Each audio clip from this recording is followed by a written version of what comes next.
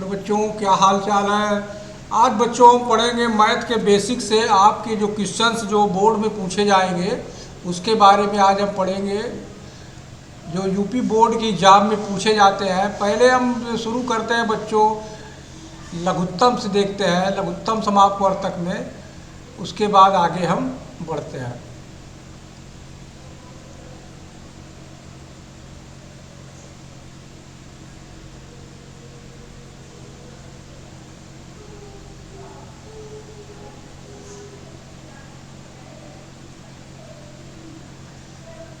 हाँ, दिख रहा है बच्चों यहाँ से।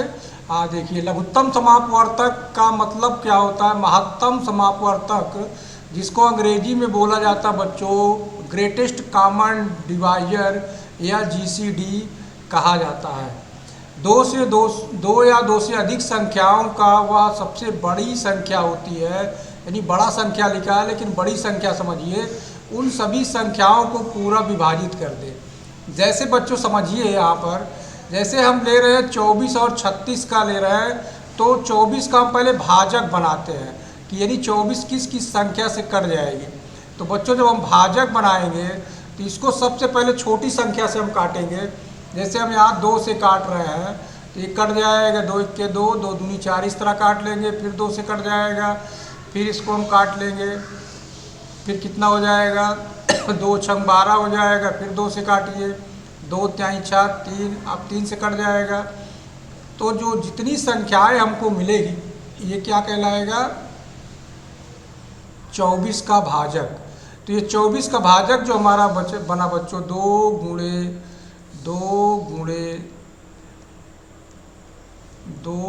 गुणे 3, ये हमारा क्या मिल गया, 24 का भाजक। अब इसी का जो यहाँ पर लिखा गया है कि 24 की डिवाइजर जो है, तो कहने का मतलब इसके डिवाइजर अगर हम देखें तो इसका डिवाइजर हम सबको अगर 24 का लिखे तो कितना कितना से कट सकता है। 1 से तो सभी संख्या कट जाती है, 1 हमारा हो जाएगा। अब इसी में गुणा करते आप चले जाइए, देखिए 2 से भी कट जा रहा है, 2 दूनी 4 से भी कट जाएगा। अब इसके बाद 4 के बाद क्या आता है, 2 त्याई 6 से भी कट जाएगा। और 6 के बाद फिर देखिए कितने से है, 6 के बाद 2 दूनी 4 दूनी 8 से कट जाएगा, हो गया। और कितना से कट जाएगा, 2 दूनी 4 3 12 से कट जाएगा, यानी 12 से कट जाएगा। और 24 से तो ये कटेगा ही, 24 स्वयं संख्या से कट जाएगा। तो ये इसका डिवाइजर हो जाएगा। तो डिवाइजर का मतलब होता है कि इस संख्या को काट दें, यानी भाजक यानी काटने वाली संख्या सब डिवाइजर कहलाएगी। अब जब महत्तम निकालते हैं बच्चों, तो हम इसको इस तरह ना समझ के हम कैसे समझते हैं, इसको हम जो है पहले इसी तरह गुणनखंड में बना लेते हैं। अब हमको क्या निकालना है, 36 का निकालना है, तो 36 का हम लिख लेंगे। तो 36 का जब लिखेंगे तो 36 को भी ऐसे ही गुणनखंड में बना लीजिए। इसको भी मिटा दे रहे हैं बच्चों। अब हम लिखते हैं 36 का।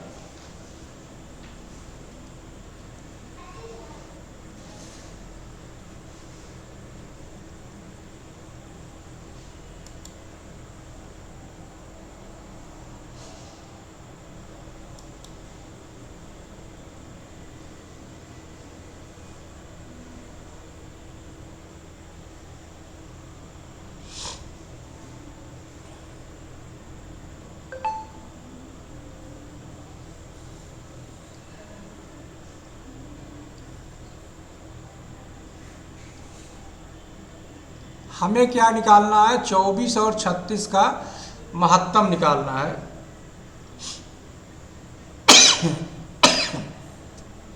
देखिए बच्चों, 24 का जब हम गुणनखंड बनाएंगे तो 24 का कितना प्राप्त होगा, 2 दूनी 4 दूनी 8, 8 त्रिक 24, ऐसे हो गया। अगर आपको नहीं याद है तो गुणनखंड बना लेंगे। अब हम 36 का जब बनाएंगे बच्चों, तो 36 का यहाँ गुणनखंड बना लेते हैं। पहले 2 से काटिए यहाँ पर, तो 2 से काटेंगे तो 2 1 के 2, 1 हासिल बचा, 2 बटे 16। फिर 2 से काटिए, 2 9 18, फिर 3 से काटिए, 2 से नहीं कटेगा, फिर 3 तिरिक का 9 और 3 तिरिक का 9, इस तरह जो है हमारा कट जाएगा। अब इसका गुणनखंड जो आएगा उसको हम लिख सकते हैं 2 दूनी 4 3 12 और 12 3 36 गुणनखंड बन गया बच्चों। अब इसको जो है हम अगर मासा निकालें, इसका गुणनखंड हम मिटा दे रहे हैं बच्चों।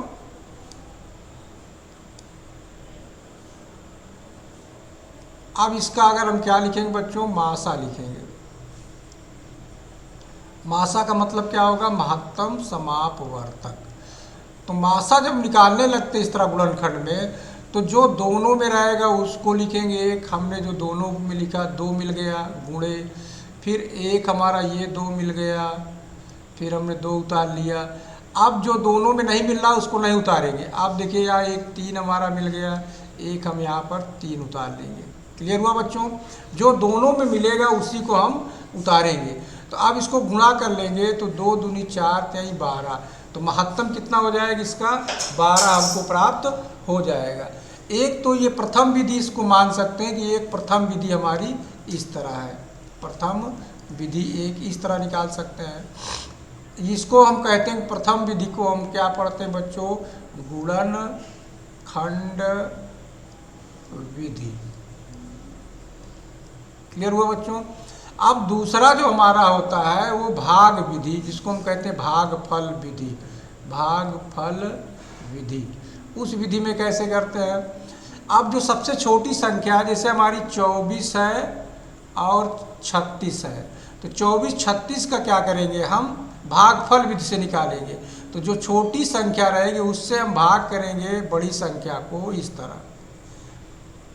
अब एक बार ले जाएंगे 24 एक के 24, अब कितना बचा, अब इसको घटाइए 2 आ गया, एक 12 आ गया। अब जिस संख्या से पूरा कट जाएगा वही हमारा महत्तम हो जाएगा। 12 दूनी 24 पूरा कट गया, तो जो मासा हमारा आया लिखेंगे मासा बराबर आ जाएगा 12 लिख देंगे। इतना बच्चों समझ में आ रही है। तो 2 विधि है, आपको जो विधि अच्छा लगे उस विधि से आप जो है महत्तम समापवर्तक सीख सकते हैं। तो इसमें कोई दिक्कत नहीं हुई होगी बच्चों, आप निकाल लेंगे आराम से। अब हम पढ़ते हैं बच्चों लघुत्तम क्या होता है, इसकी बात अब करते हैं। लघुत्तम का मतलब छोटा गुणज आपको ढूंढना है जो सभी संख्याओं को पूरा विभाजित कर दे। जैसे 4 6 का हमको एलसीएम लेना है, तो 4 और 6 का गुणज हम देखेंगे। तो जैसे हमने 4 का गुणज हम देखे तो 4 किससे कट सकता है, 4 से कट सकता है। और 4 का गुणज किस में हो सकता है, मतलब 4 का पहाड़ा आप पढ़ते चले जाइए।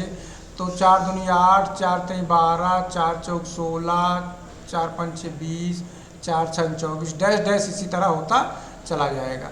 इसी तरह 6 का आप पहाड़ा पढ़ेंगे, 6 का गुणज जब निकालेंगे तो 6 1 के 6, 6 दूनी 12, 6 3 18, 6 3 24। जितना इस संख्या में आ रहा हाईएस्ट वाला उसी पे वहीं पे आप भी रुक जाना। अब जो यहाँ पर साझा कामन देखेंगे, जो दोनों में कामन है, दोनों में कामन कितना है, और तो कामन हमारा साझा क्या मिला, एक 12 देखिए कामन मिल रहा है, एक हमारा 12 मिला, तो इसको हम 12 लिख लेंगे। और एक हमारा क्या मिल रहा है, 24 मिल रहा है, एक क्या मिल रहा है, 24 मिल रहा है। तो साझा कामन का मतलब ये लिखा जैसे साझा कामन गुणज, तो जो सबसे छोटा रहेगा उसी को हम लोग गुणज को, उसी को एलसीएम कहेंगे। तो छोटा गुणज हमारा कितना हो रहा है, तो यहाँ पर हम लिख सकते हैं एलसीएम हमारा हो जाएगा, एलसीएम लिखा जाएगा 12 लिखा जाएगा। तो कहता है कि 2 या 2 से अधिक संख्याओं का जो छोटा गुणज होगा मल्टीपल का, वही उसका एलसीएम हो जाएगा। एक तो इस विधि से हम निकाल सकते हैं एलसीएम को, और दूसरा विधि हमारा क्या है उसकी हम बात करते हैं। जैसे दूसरी विधि की हम बात करें,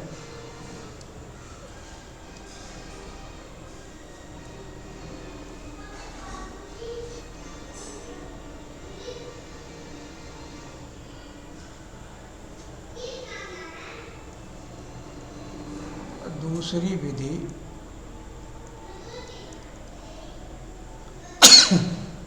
जैसे हमको कितना निकालना था, 4 और 8 का निकालना था।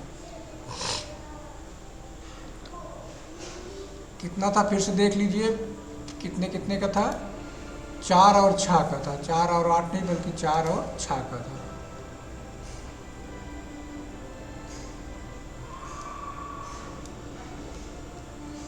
4 और 6, ठीक है। तब बच्चों 4 6 का जब हम निकालेंगे तब हम क्या करेंगे, गुणनखंड वाली विधि से 4 यहाँ लिखेंगे, 6 यहाँ लिखेंगे।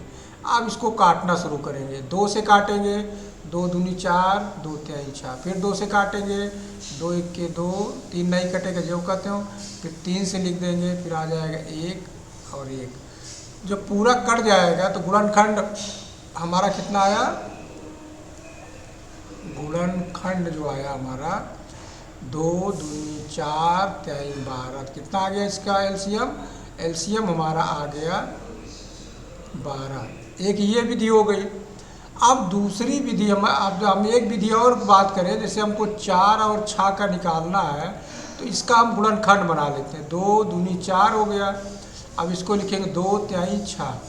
अब इसका जब एलसीएम लिखेंगे, जब इसका एलसीएम लिखने लगेंगे, जो दोनों में रहेगा उसको हम एक बार लिखेंगे, इसको हमने एक बार लिख लिया, जो नहीं है उसको भी लिखेंगे, 2 यहाँ पे है 2 भी लिख लेंगे और 2 को हमने लिख लिया। अब हम 3 को भी लिख लेंगे, यहाँ हम 3 को भी लिख लेंगे। अब गुणा कर देंगे, 2 दूनी 4 तिहाई 12। तो मतलब यहाँ पर दोनों विधियाँ हम आपको बता रहे हैं, चाहे इस विधि से निकालो चाहे इस विधि से निकालो, दोनों तरह निकल सकता है। यहाँ तक बच्चों समझ में बात आ रही है। अब जैसे ये आपके एग्जाम में जैसे सवाल आया है 15 18 का लासा निकालना है, क्या निकालना बच्चों, लघुत्तम। ये मॉडल पेपर का है, संभावना है 2026 में इस टाइप के सवाल आ सकते हैं। अभ्यास कार्य के लिए बच्चों ये आएगा नहीं, लेकिन अभ्यास कार्य के लिए आपको प्रैक्टिस करना चाहिए। हमें कितने का निकालना है, 15 और 18 का निकालना है। अब इसको हम काटेंगे, 2 से पहले काटिए, 15 नहीं कटेगा और 18 कट जाएगा, 2 9 18। फिर काटिए आप, 2 से अब नहीं कटेगा, 3 से काटिए, 3 5 15, 3 3 9, फिर 3 से काटिए, 5 आ गया, 1 आ गया, फिर 5 से काटिए, 1 आ गया, 1 आ गया। तो गुणनखंड जो हमारा बना, गुणनखंड बनेगा 2 गुणे 3 गुणे 3 गुणे 5। अब गुणा करिए, 3 दूनी 6, 5 30, 5 150, कितना आया 150। 15 और 18 का, 3 दूनी 6, 6 3 18, 18 5 90, ये गुणा गलत है, इसमें कितना होगा 90 लिखेंगे। तो यहाँ पर हम लिख देंगे 90। अब इसमें मिलाइए, कोई मिल रहा, ये विकल्प मिल रहा, तो 15 18 का लघुत्तम हमारा हो जाएगा 90। इतना क्लियर हो गया बच्चों। अब हमको मासा निकालना है 15 18 का, तो 15 और 18 का हम क्या निकाल लेंगे, मासा। 15 से भाग करेंगे 18 में, तो 15 1 के 15, अब 3 आ गया, फिर भाग करेंगे 3 5 15, यानी 3 से पूरा कट गया। ये 3 हमारा क्या हो जाएगा, मासा हमारा आएगा, मासा लिखेंगे 3।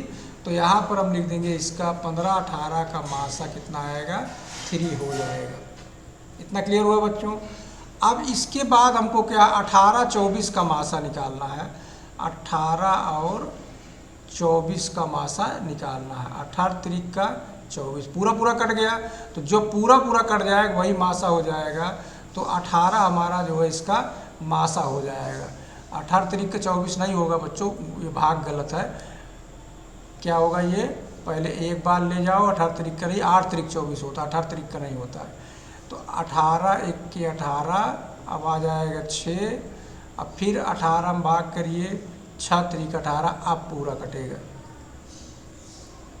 अब हमारा मासा कितना है 6, तो इसका मासा हमारा हो जाएगा 6। एक बचा है तो इसका लासा भी 72 आ जाएगा। अब इसको भी निकालना हो तो निकाल लीजिए, कितने का निकालना है, 18 और 24 का निकालना है। तो अब इसको भी इसी तरह काटो, 2 से काटो, 2 9 18 और 12 अभी 2 से कट जाएगा, फिर काटो, 9 नहीं कटेगा, 3 छंग 2 छंग 12, फिर 2 से कट जाएगा अभी 9 और 3 आ जाएगा, 3 से काट दीजिए, कितना हो गया 3 3 का 9, 3 1 के 3 और 3 पूरा कट गया, इतने में 1 और 1। अब इसको गुणनखंड बना लो। तो गुणनखंड इसका जब बनाएंगे तो 2 दूनी 4 दूनी 8 त्रिक 24, 24 तैया, 24 तैया कितना होता, गुणा कर लीजिए, 24 तैया, 3 चौक 12, 3 दूनी 6 72, देखो 72 मिल गया। यानी सारे विकल्प हमारे मैच कर गए। तो इस तरह हम महत्तम लघुत्तम को जो है हल हल करके मैच कर सकते हैं। यहाँ तक समझ में आ गई बात बच्चों? अब इस टाइप के सवाल एक हम देख लेते हैं इसमें, इसके बाद हम पूरा इसका डिटेल पढ़ते हैं कैसे क्या होता है। जैसे समीकरण दिया है, x का मान दिया तो y का मान कितना होगा, इस टाइप का अगर सवाल दिया है तो बच्चों यहाँ पर जैसे 5x minus 3y equal to 2 दिया है, तो इसको हल करने के लिए क्या करेंगे, पहले हम x का मान 1 रखते हैं। कितना रखते हैं बच्चों, x बराबर 1 रखने पर क्या लिखेंगे, x बराबर 1 रखने पर। अब जहाँ x है वहाँ पर हम कितना रख देंगे, 1 रख देंगे। तो इस तरह कोष्टक का प्रयोग करेंगे, माइनस 3y इक्वल टू 2। अब ये कोष्टक हटेगा तो लिखा जाएगा 5 गुणे 1 लिखा जाएगा, माइनस 3y बराबर 2। 5 1 के 5 हो जाएगा, तो 5 माइनस 3y बराबर 2। अब उधर पक्षांतर कर लीजिए, तो माइनस 3y बराबर हो जाएगा 2 माइनस 5। इधर प्लस में था, इधर आके क्या हो जाएगा बच्चों, माइनस हो जाएगा। तो ये घट के आएगा, इसको लिख सकते हैं माइनस 3 लिख सकते हैं।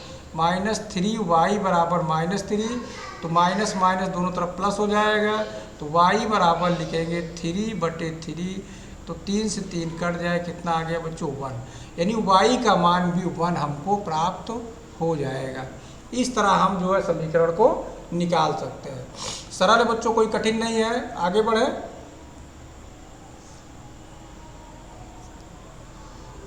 अब एलसीएम की बात करते हैं। एलसीएम का एक फार्मूला और होता है कि जैसे एलसीएम हमको निकालना हो, महत्तम दिया रहे, तो एलसीएम कैसे निकालते हैं। तो एक आसान तरीका है एलसीएम निकालने का कि एलसीएम अगर निकालना हो तब दोनों संख्या को गुणा करिए, नीचे जो है महत्तम को रख दीजिए। तो इसका जो सवाल होता है हम कैसे लिख सकते हैं, लिख सकते हैं महत्तम गुणे लघुत्तम बराबर होता है प्रथम संख्या गुणे दूसरी संख्या। ये हमारा जो है सूत्र होता है। इस सूत्र को बच्चों आप याद रखेंगे। क्लियर हुआ बच्चों बात।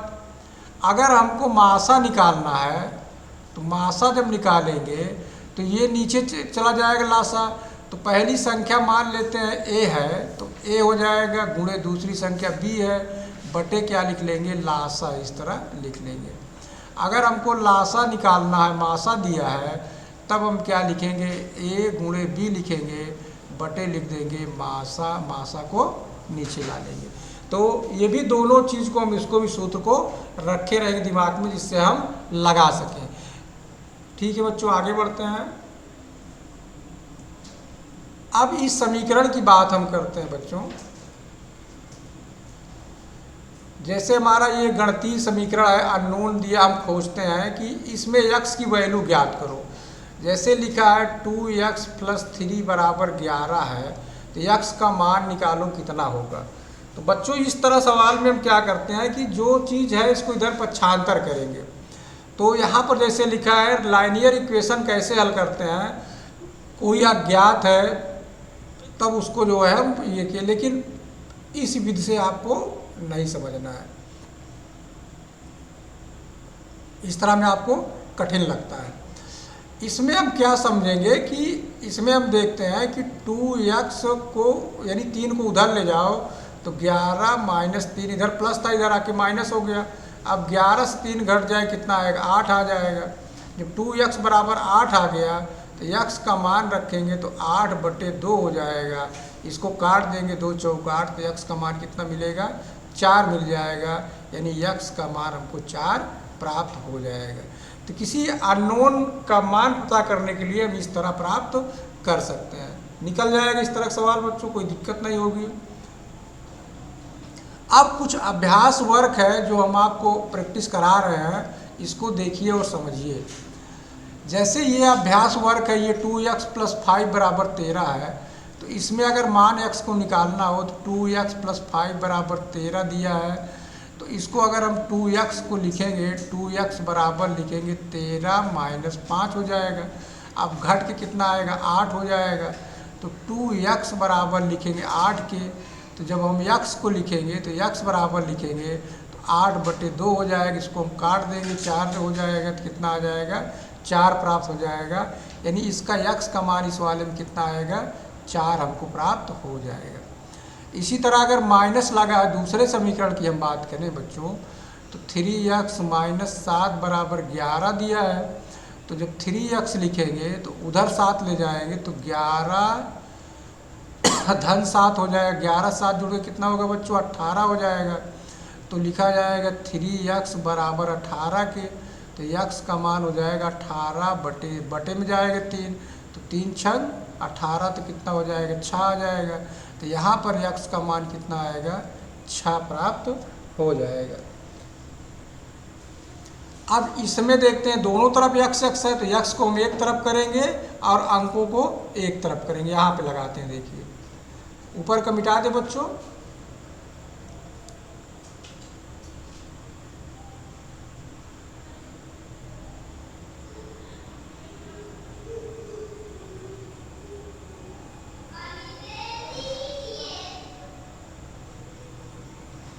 चलिए सफा हो गया। आप देखते हैं 4x + 2 = 2x + 10 ऐसे दिया है। तो इस x को और इस x को एक तरफ करिए तो 4x - 2x। अब अंक को एक तरफ रखिए, इधर 10 है और ये इधर आएगा तो -2 हो जाएगा। तो अब 4 से 2 x घट जाएगा तो कितना आ जाएगा 2x बराबर कितना होगा 8 के। तो x को हल करेंगे तो आ जाएगा 8/2, इसको काटेंगे 2 चौक 8 तो कितना आ जाएगा 4 हमको मिल जाएगा। तो इस वाले मान में हमको क्या मिलेगा x का मान 4 प्राप्त हो जाएगा। इसी तरह दशमलव में है बच्चों, तो दशमलव को कैसे हम लगाएंगे उसी तरह पक्षांतर करेंगे। 5x + 1.5 = 3 दिया है। तो 5x बराबर हो जाएगा 3 - 1.5। अब इसमें घटेगा तो इसका हल कितना हो जाएगा, यहाँ पर बाहर लिख के घटा लो। 3 से आप घटाओगे 1.5 तो यहाँ पर आ गया 0.5, यहाँ 2 बचा, 2 से गया 1 यानी आया 1.5।